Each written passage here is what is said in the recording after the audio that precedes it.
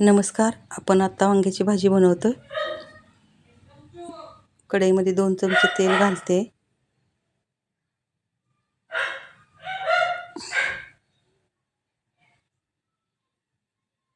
मोहरीची फोडणी देते.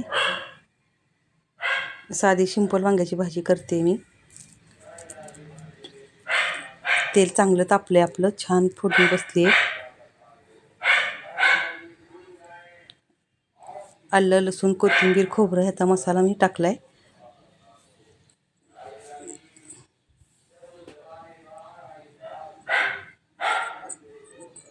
छान तापले तेल आपलं, छान मसाला परतला जाते.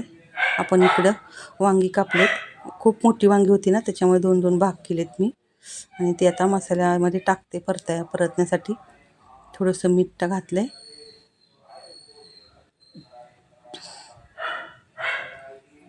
मालवणी मसाला घातलाय मी स्वतः केलेला. थोडंसं पाणी घालून शेंगदाण्याचा कूट टाकते. अशी छान वांग्याची भाजी झाली आपली मस्त. एक 10 मिनिटं आपली वांग्याची भाजी तयार होते. अशी छान मस्त वांग्याची भाजी झाली आपली. मसाल्याला पण छान कलर आलाय. हा मालवणी मसाला मी स्वतः घरी केलाय. मस्त असा वास सुटलाय, खूप छान आपली तयार झाली वांग्याची भाजी.